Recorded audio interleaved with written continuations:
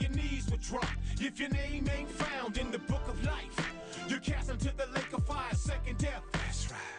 It's painful, it ain't easy. Burning for eternity, in the burning flames. Should've called on his name, now you in pain. Lost in the fizzings, or one of shizang. The devil don't want you to hear me. Baby, hear me out. Baby, hear me out. And you're in there. Yeah. Let me think about that.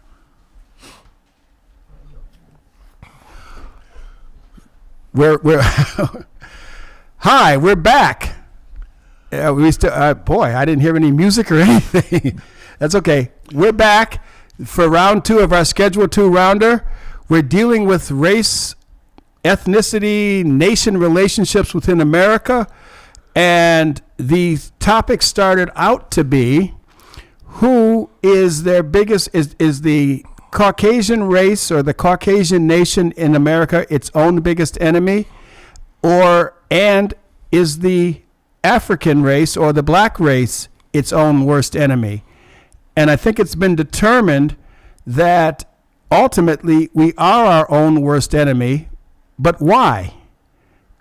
We're not necessarily a nation of victims, or are we? Is everybody a victim of everybody else? Am I a victim of the white man?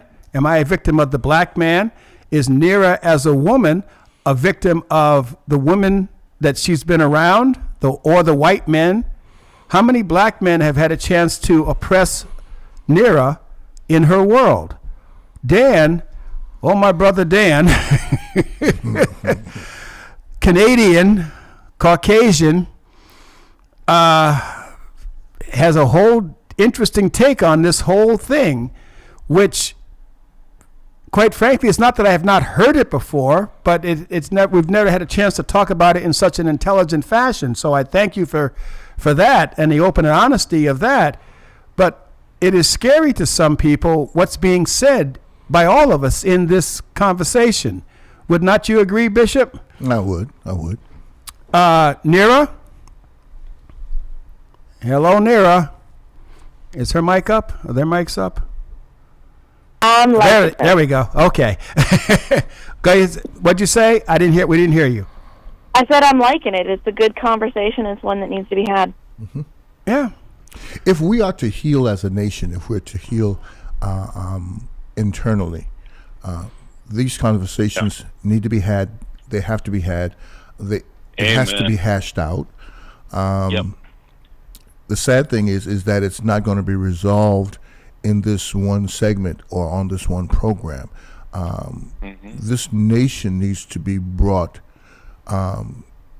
in and participate in this intelligently. How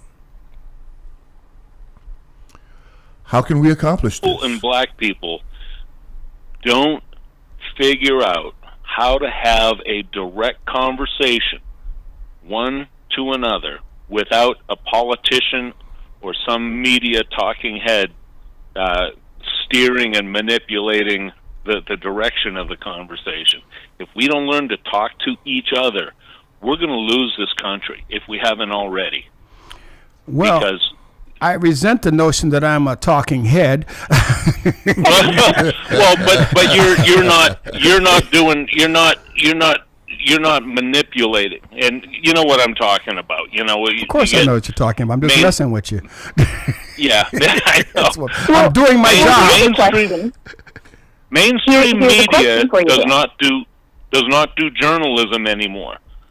They are selling ratings, and they will say or twist the facts in whatever fashion they have to, regardless of how dishonest or disingenuous it is. They'll say whatever to cause to create the next big story. But don't get it twisted. We're about ratings here too. Mm-hmm. Well, I know we could use a rating. Don't get it twisted. This is media, and we run on donations. We run on, this show has grown because of its popularity, if nobody cared, then we'd go from an hour down to 15 minutes. well, so instead of from an hour to 2 hours. So that's true. But I don't think we can't bite the hand that feeds us. Is what I'm trying to say.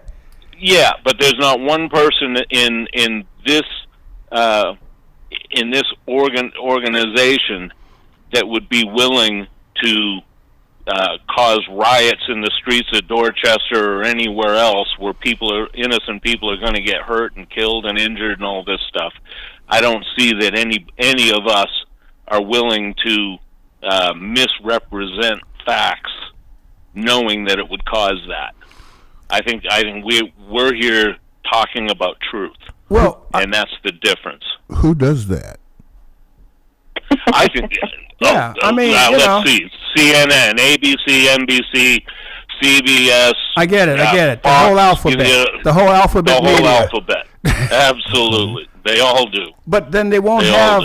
If you look at the panel that we've assembled here, it's unique in that, first of all, we have a shared vision. We all believe. I'm just going to speak for us. We all believe that we are children of God, and that we have accepted Jesus Christ as our personal Lord and Savior, so that one day, either when the sky is cracked or when we rise in Christ, rise first, that we are going to be with our ultimate Creator. Right. But we're from so far different backgrounds, it isn't funny. Yeah. Yeah. Okay? There's nothing about each of our backgrounds that is similar, except that we all lived through them. Yep. We all survived. Okay, we've all survived. So now, having said that, where do we go from here? How do we heal as a nation? There's a great line in On Any Sunday where the coach Al Pacino says, "If we don't heal right now as a team, we're not going to win." I think that wasn't at halftime. That was towards the very end or something like that. That's Al Pacino's take on it. Yeah. In Remember the Titans, Denzel has a similar take on it. Yeah. But he said we're going to change the way we win, not the way we lose. I thought that was interesting. We're going to change the way we win. So as worshipers, as Christ followers, how do we change the way we win as Christians so that we are able to take all of this hurt, all of this pain, all of this confusion caused by the enemy, by the way, deliberately by the enemy, because God separated us by language. It's the enemy that separates us by everything else, not language. And we're not separated by language any longer. How about that? And the truth of the matter is, when I say separated, it truly isn't separated, because, as I pointed out, two people of completely different languages can figure out how they love each other and come together and make a family. It happens all the time. So it's not about it's not about the communication. No. It's about how we see each other. It's about how we see and each if other. we don't all see each other as human and as valuable and as important, humanity is going to hell in a handbasket. And the devil's carrying it, smiling. Okay? There are countless species that are extinct, not because they didn't communicate, but because they didn't care about each other. You know, I heard something this morning that is now relevant. It's amazing how God works in my life. Did you know that elephants will surround a sick or a stranded elephant to try to help it get better and protect it until it's able to move again or dies? Did you know that? Yep. Yes. I didn't know. I didn't know that. Not only another elephant, but they'll do that for a lion. They will? Yes. Yeah. Yes. I mean, according to AI, elephants throw lions across the street. To protect themselves. But if they see a wounded animal, that same protective instinct kicks in with them, and they'll do it for another species as well. And we're not talking about another species when we're talking about black people and perceived as white people or whatever other nationality. Because we ain't black and y'all ain't white. We've had this discussion too many times. We're all human beings, and man's inhumanity to man is the worst example on the face of the planet. Yep. So, and of course, so what we got two more, and we've still got two more shows to do behind this. So We got some more. we got some more work to do, because what's been clear in the first hour is that all of us are coming at this deeply rooted in our own experience. And it's difficult for us to see outside, shall we say, of our own experience. Dan, God has a sense of humor. When he said you're whiter than Casper's ghost, you are. Yeah, You are coming at this from the most Caucasian European mindset of all of us. Canadian white. That's like taking white people and dipping them in a bucket of bleach.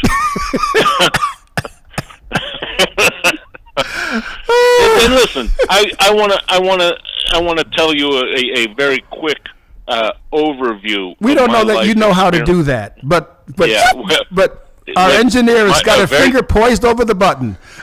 Yeah, a very quick overview of my experience in this world racially. I was born and raised in Nova Scotia, Canada, on the East Coast, not far from where you're at now. Extremely white, 1% minority population, and that is the highest concentration of black people in all of Canada, at 1%. Mm-hmm. That's where I'm from. Then I moved, as an adult, I moved to Montgomery, Alabama.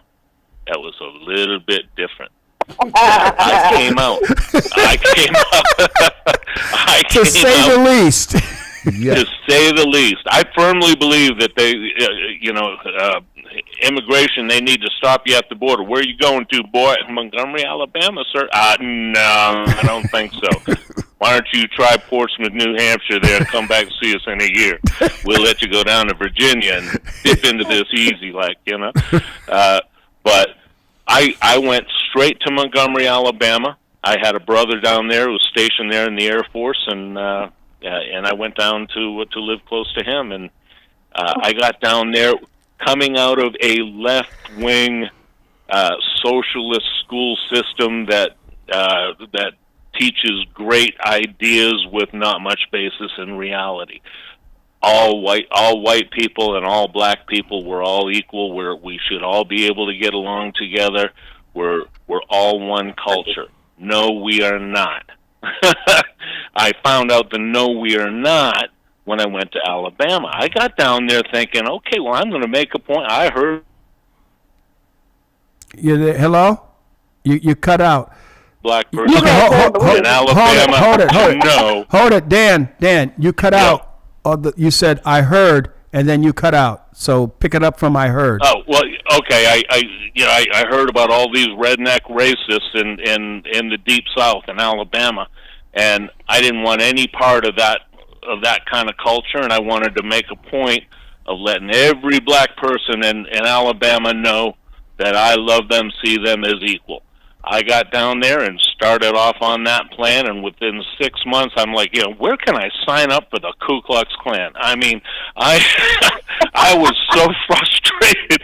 I said, these people don't want to be friends with me. They don't want to talk to me. They're not disappointed that I didn't invite them over to my house. They're doing just fine without me. They don't care. Why is everybody making a fuss? And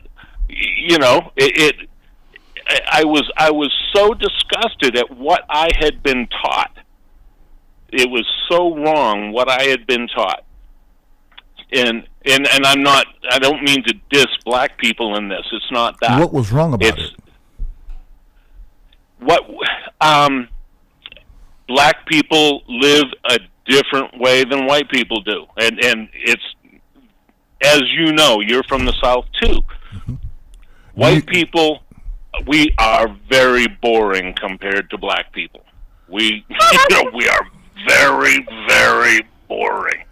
Well, white people don't want that kind of excitement. I love a party. I love a party. I really do. I don't want it at 2:00 in the morning next door to my house while I got to get up at 6:00. And that's why I made the comment, last week or the week before. A little bit of segregation is okay. Not based on skin color, but on lifestyle. If you got people who like to party all night long, great. Let them live in the party all night long neighborhood. And they all get along. There's peace and harmony because they all sleep at the same time. They all party at the same time. If you want to be in a 9 to 5 workday schedule, live with the 9 to 5ers. Everything works fine, and it doesn't mean that you hate the party all night people, because they're not antagonizing you by forcing their lifestyle on you. Let me say this, because you've been going for a while. Yeah. Black children have had the police called on them for selling water, lemonade, for having cookouts, for existing, if you will, in these Americas. And I'm not talking about 50, 60 years ago. I'm talking about in the past 3 to 5 years. Okay. Our existence here makes a lot of Caucasians, a lot of Aryans uncomfortable, because when they see us, it reminds them of their deepest, darkest sin. Interesting, because, and this is something I was going to bring up at some point. I guess we're at that point now. Mm-hmm. When I moved into Collinwood, as I said, it was 80-20.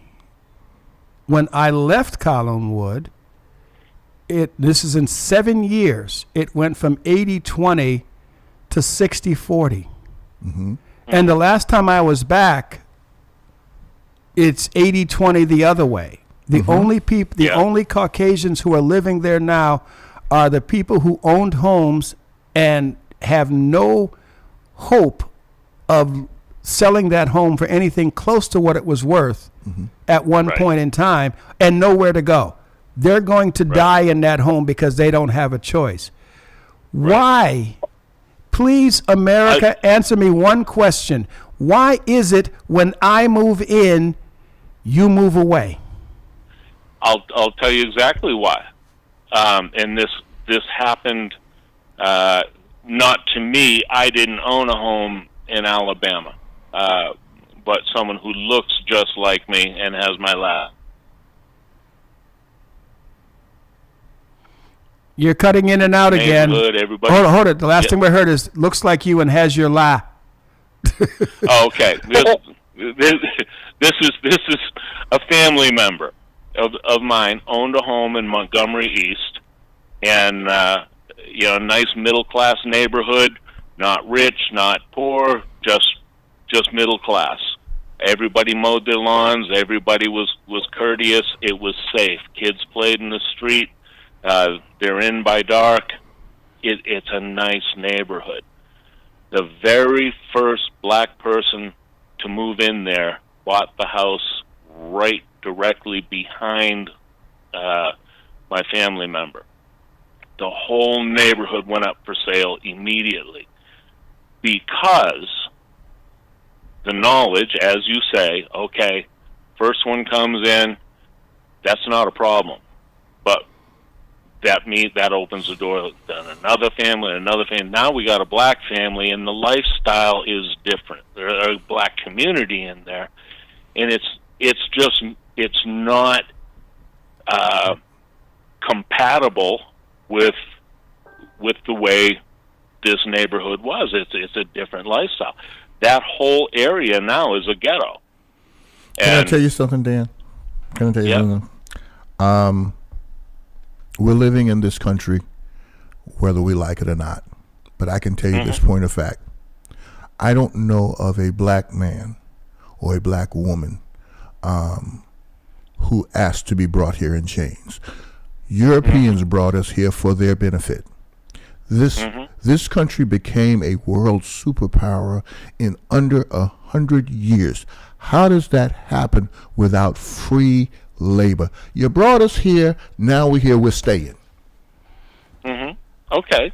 And not only are we staying, but we are making your life better at every turn. At every turn. When it comes to, and are you speaking for Dan? How? Are you saying you're black? Well, yeah. How? You wouldn't have you wouldn't have GPS if it wasn't for a black woman. A stoplight. Somebody else would have invented it. But they didn't. If she didn't, someone else would have. But they didn't. The refrigerator. Okay, the refrigerator. Okay. The cotton gin. The cotton gin. The traffic light. Same. Even light bulbs. Alexander Graham. But you're saying that this would have happened without the black people. It would have happened if black people didn't invite it. We wouldn't be all living by kerosene lamps and candlelight. Well, somebody else would have stepped up and invented it. And I understand what you're saying, because in theory, yeah, it's going to get done because God willed it to be done. But the point of fact is, God willed it to be done by people of color. Okay. Our space program. Necessity is the mother of invention. Yes. Whenever there's been a need for something to be done manually, something that was hard to do, we have found a way to make it easier. You can go back as far as the first true computer, the abacus. Egyptians. Yeah. Modern mathematics, philosophy, sciences originate with us. People of color. But it doesn't mean that we are to rule out the benefits and the accomplishments of Caucasian people. There have been brilliant. Yes. Yeah. Brilliant. Now, but I guess, and this is where it becomes somewhat, I don't want to say testy, but this is where it becomes somewhat testy when it comes to the accomplishments in America. Yes, you cannot ignore the fact that we did not come here on our own. Can I tell you this? Okay, but why do I have to live with an unruly neighbor in 2025, 2026? Why does my neighborhood have to be less than desirable? Okay. Nira? Here's one of the problems with modern. Here's one of the problems with modern America. America, it's not a culture. Americans do not have their own culture. We have stolen and pilfered our culture from every other culture in the world that we are made of. We are a melting pot. And the problem with a melting pot is not everything blends. If you make soup and you have ingredients, some of those ingredients are never going to meld with the other ingredients. You are always going to have a liquid and a solid. They are never going to swap and become the other. And when that happens, those things are naturally separated even when you put them in your mouth. Even when they go into your stomach, they're still going to be separate.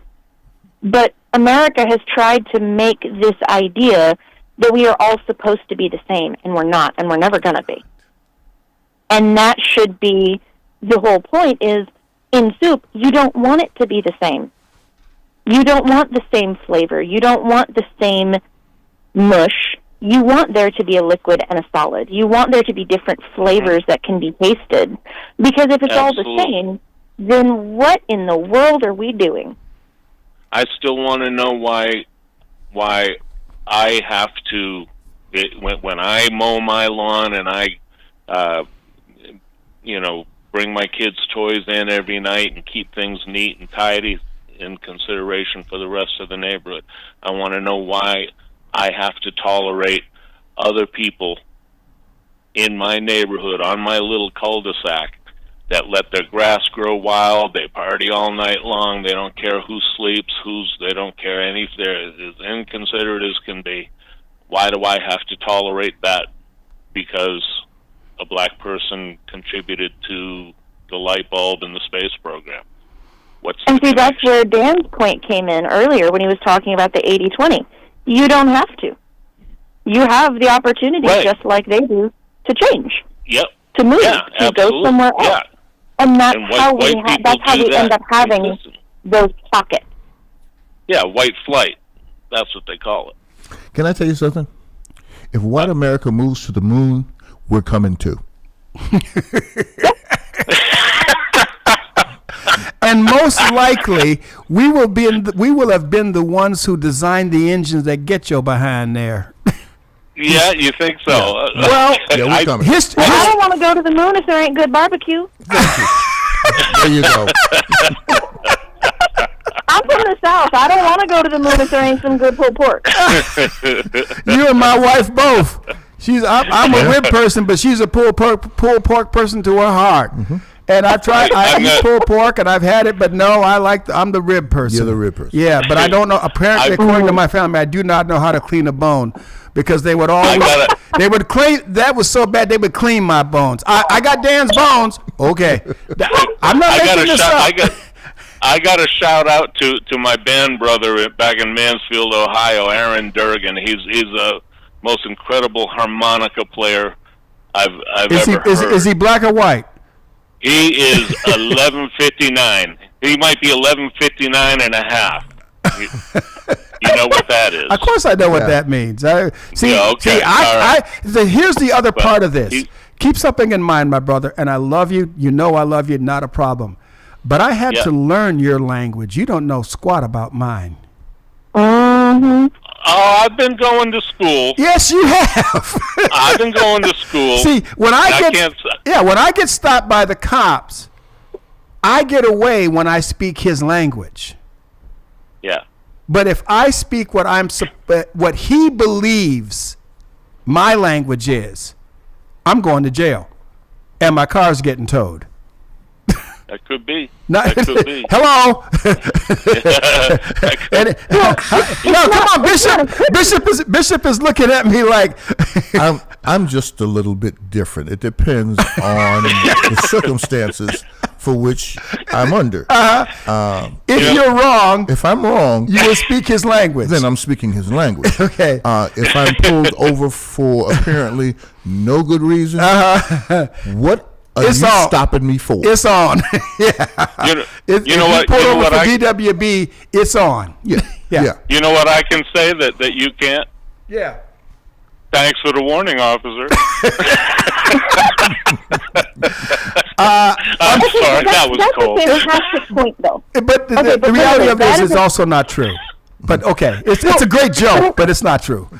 It's a fantastic point, though, because as a woman who has been victimized physically by a male, white, and I am Caucasian, and I hope you get what I mean by that when I say that. But here's the thing: if you take a situation where that happens, regardless of the color, race, creed of the female in that situation, a white man's going to get off easier. In a court of law, a white man will get off easier for the exact same crime. Yeah, absolutely. Because he has a future and he has opportunity. He has money. And let me ask you something. How many white men were lynched by the Black Panthers, by any of the militia? Deacons of self-defense. I was going to say, how many of the deacons of self-defense? And I would venture to say that a great deal of our population do not even know about the deacons of self-defense. Never heard of them. And surprise, surprise. Okay? But before them in name only. they're before the Panthers. before H. Rap Brown, before Huey Lewis, before the Panthers, was the Deacons of Self-Defense. Black, God-fearing deacons of their church who formed a militia that openly carried rifles. There's pictures of this, of them carrying rifles and keeping their neighborhood safe from the Ku Klux Klan. Mm-hmm. Before Kennedy, before any edict. Why was that even necessary? Thank you. Yeah. Why was it necessary?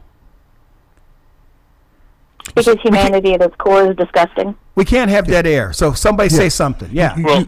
You can't hold the black community responsible for their culture, for the way that we interact, the way that we communicate with each other, and not hold the white community responsible for the outcome.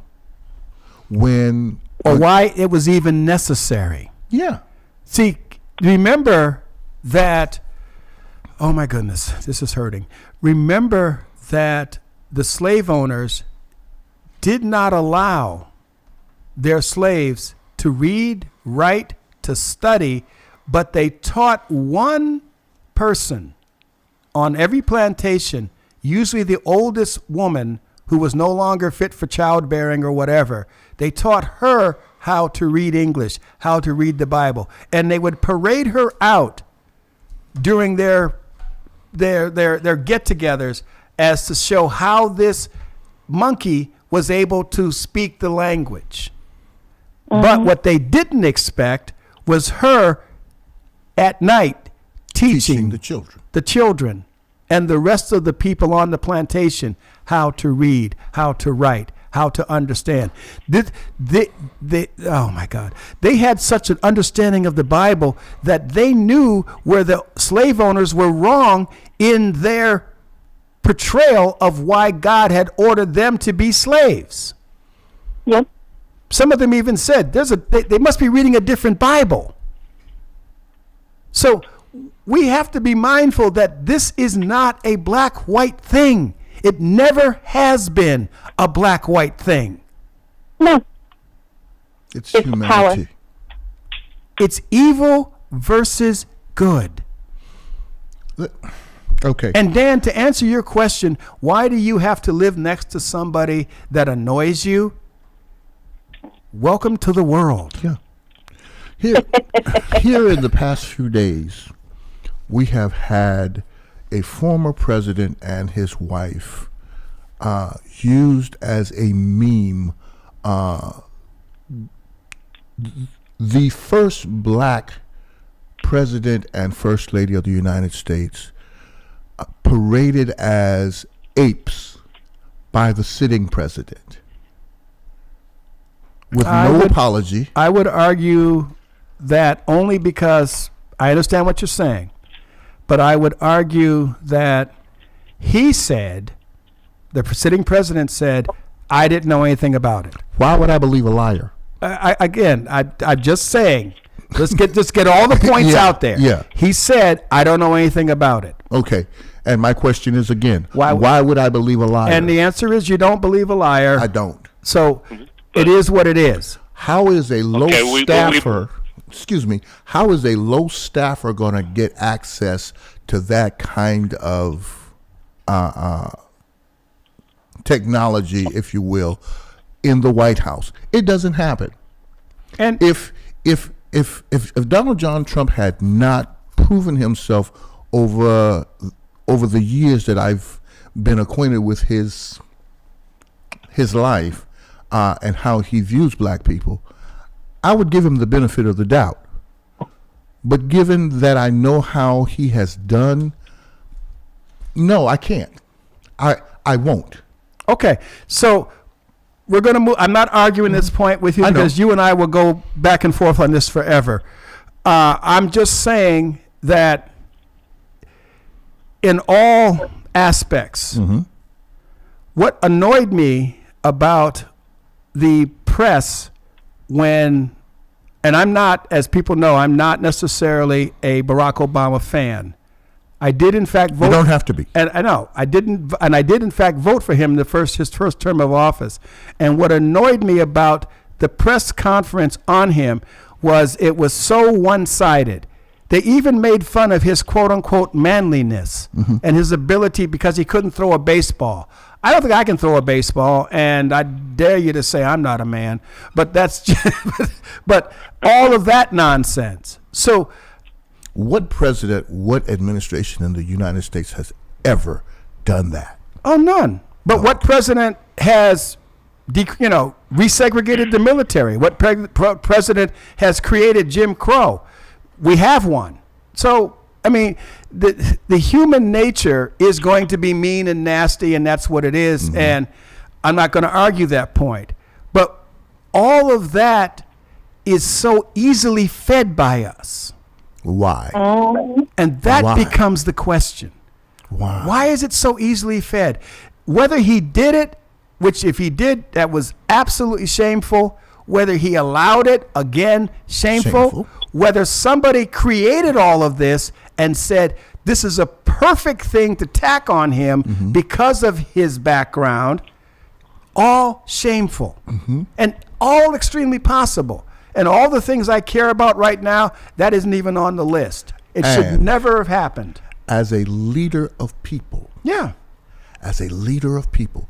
And I'm taking this from the position of being a pastor. If something like that takes place under my watch, my responsibility is to build a bridge of peace and to say, you know what? Not only did I not do this, I'm appalled by it. Yeah. Mr. Dan Vale, I'm sorry that was even done or it slipped in my name, but it stayed up there for 12 hours. Yeah, and and so these are the issues that we have. And it's always going to be black versus white, but not in God's eyes.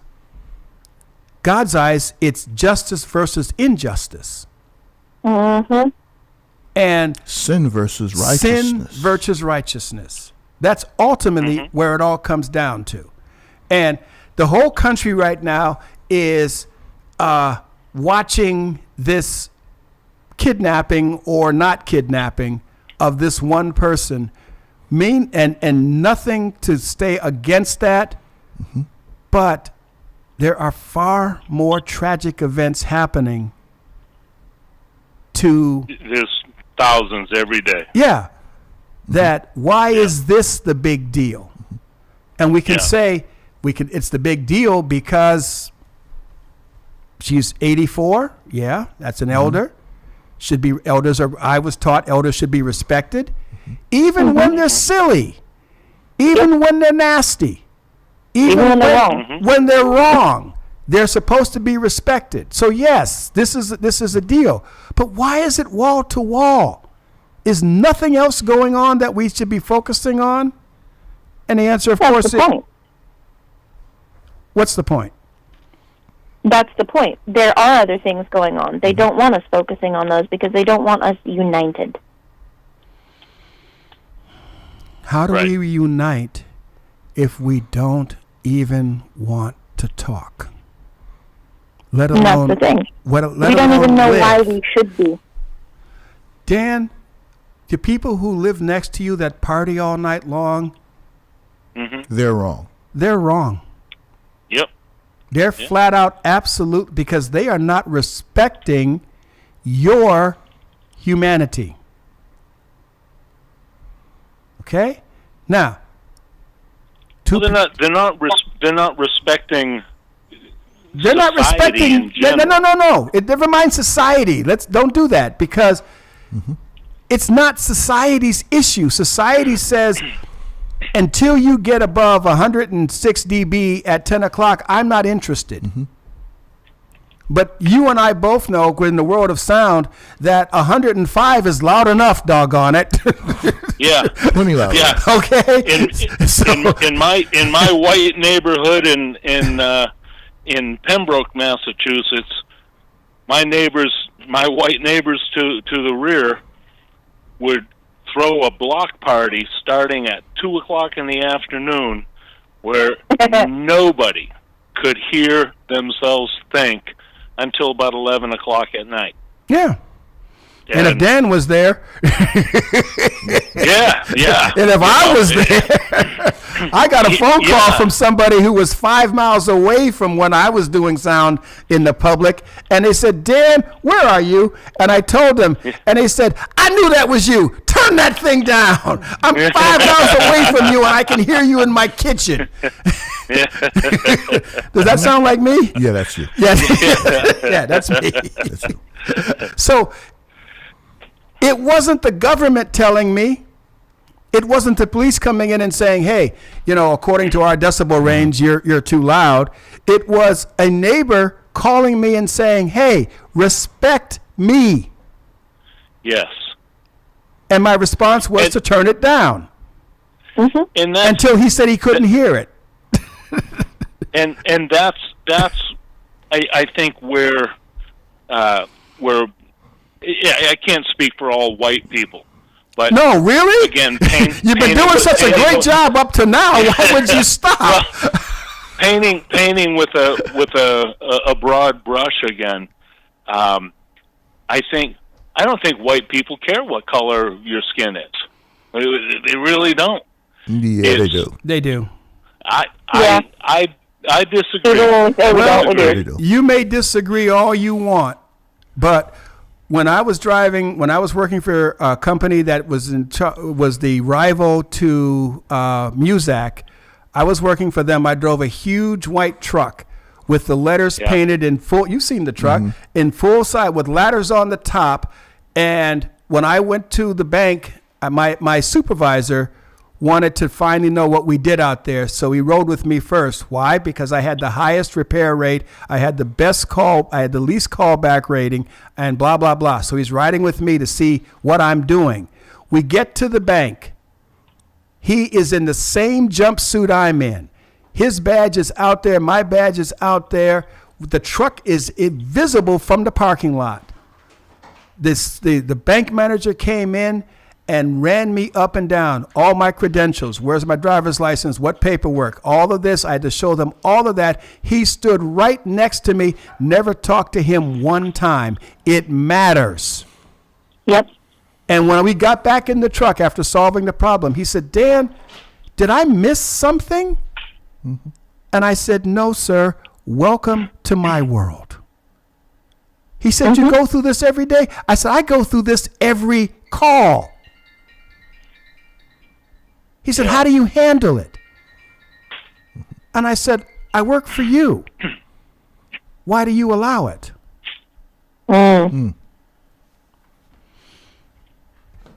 Adding insult to injury.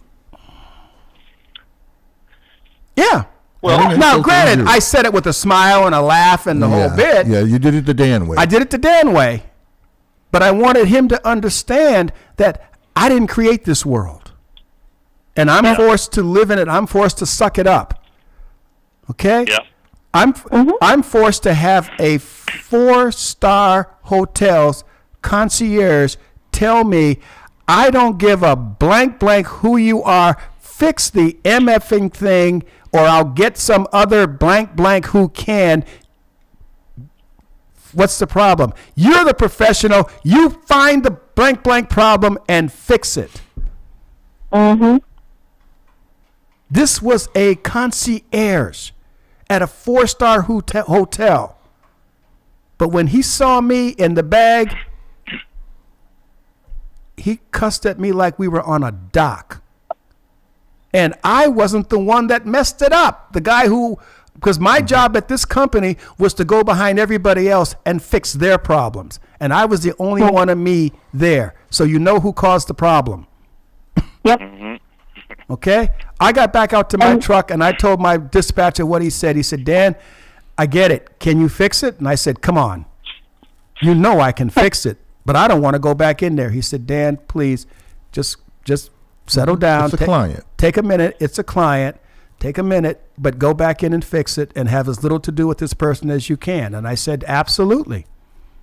And that's what I did. But why should I have had to do that? Dan's a special And see, kind for of me, guy.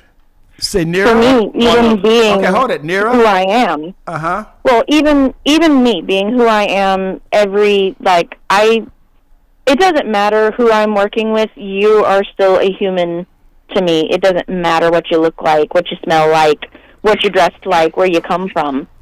But even for me, it comes down to, okay, if my car breaks down in the middle of the night, depending on what neighborhood I'm in, depending on what side of town I'm in, I'm either going to call somebody before I get out and fix it myself, even if I can fix it myself, because unfortunately that is just the way that society is. And it's not even my own personal beliefs that fall down to it. If I'm in the wrong neighborhood, I'm calling somebody and I'm staying in my car with my doors locked. You know, if I'm in the quote-unquote right neighborhood, I'll get out and fix it myself. Yeah. And it is what it is. And that's the unfortunate side of it, because it doesn't matter my personal beliefs in that moment. It matters what side of town I'm on. Hang on, Dan. Bishop, you were saying Dan's a special. You were saying, what was your thought? Yeah, see, your response is very different from mine.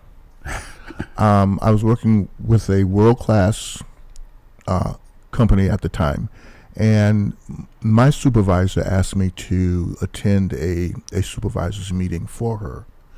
I went to that meeting, and the superintendent cursed out every manager present. And he dismissed his meeting, and he went to his office.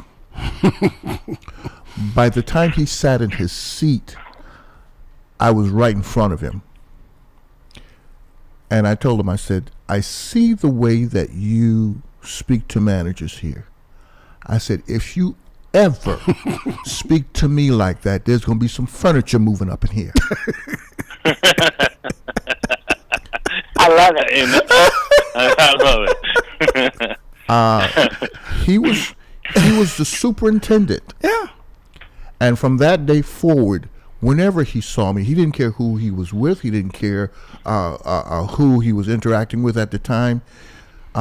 He came over and he made sure he greeted me with respect and with consideration. He says, Anthony, you'll never have to worry about me talking to you like that. I guess not.